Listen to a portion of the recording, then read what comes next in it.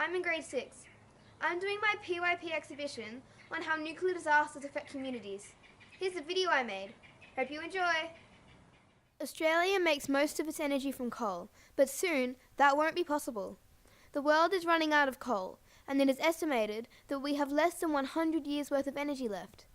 Coal is also terrible for the environment and contributes to global warming. But what alternatives are there?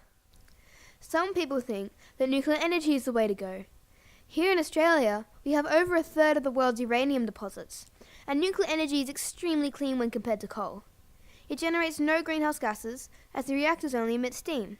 Though the mining of uranium creates greenhouse gases, it's still better for the environment than coal. So why aren't we taking this opportunity? Well, when something goes wrong with a nuclear reactor, the results can be catastrophic. An example of this is the 1986 tragedy in the Chernobyl nuclear power plant in Russia. One night, after a failed experiment in the reactor, the lid blew off, releasing massive amounts of radiation into the atmosphere. 56 people were immediately killed at the site, but much worse was to come. 336,000 people were evacuated from their homes, never to return. 600,000 people were exposed to radiation, causing cancer spikes, birth defects, and thyroid disease. In the area near Chernobyl, only 20% of the babies are born healthy, and even then, most of them will develop health conditions later in life. Another example is the Fukushima meltdown in Japan in 2011. After a massive earthquake and devastating tsunami that left 1,600 people dead, 3 of the Fukushima nuclear reactors started leaking radiation. 160,000 people were forced to leave their homes, and 100,000 people have not yet returned. Some people will never return to their home if it lies inside the exclusion zone. This has created empty ghost towns. Those that have returned are older people, creating entire villages with no children.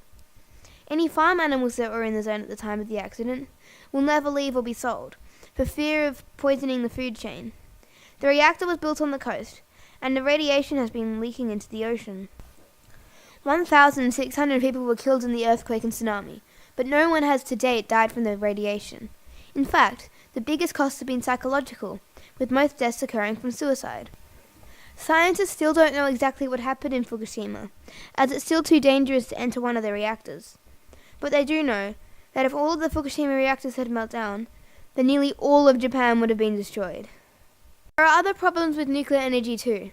The mining of uranium produces lots of pollution, such as radioactive dust, and the release of a radioactive gas called radon, which can impact on the health of nearby communities. Uranium is purified by a group of gases called chlorofluorocarbons, many of which are greenhouse gases that contribute to global warming. Uranium is not a renewable resource, and will probably run out in 80 to 100 years. Nuclear power is extremely expensive. It can take up to 15 years to build just one nuclear power plant. There is also the issue of waste. After a piece of fuel has been depleted of most or all of its uranium, it is removed from the reactor.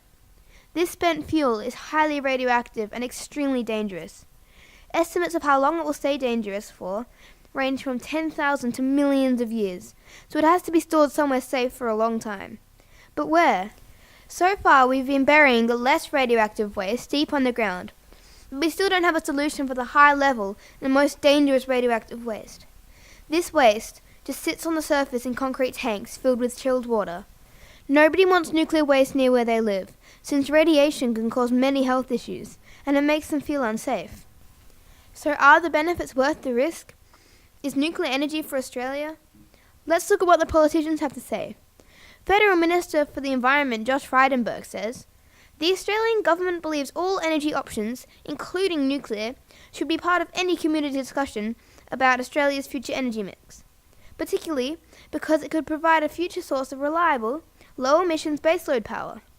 If nuclear power is to be considered a viable domestic energy source, it needs to be safe, commercial, and have bipartisan political support, along with widespread community acceptance." Unfortunately, that bipartisan support is not present at the moment. Local Labor member Tim Watts says, "I don't believe that nuclear power is the best alternative energy to power Australia. Labor's plan is for a target to achieve 50% of Australia's energy from renewable sources by 2030. Federal Green Senator Janet Rice says, We believe in no nuclear power, weapons, or mining. Future generations must not be burdened with toxic waste for which there is no safe disposal. My view is that the risks are not worth the benefits. Australia is a beautiful country, and if we were to have an accident, the results would be devastating. I also think that we should model our energy system on Sweden's, a country that is planning to be the first to get 100% of its energy from renewable sources. Australia has the space and the resources to create many solar and wind farms, so why don't we use it? What's your view?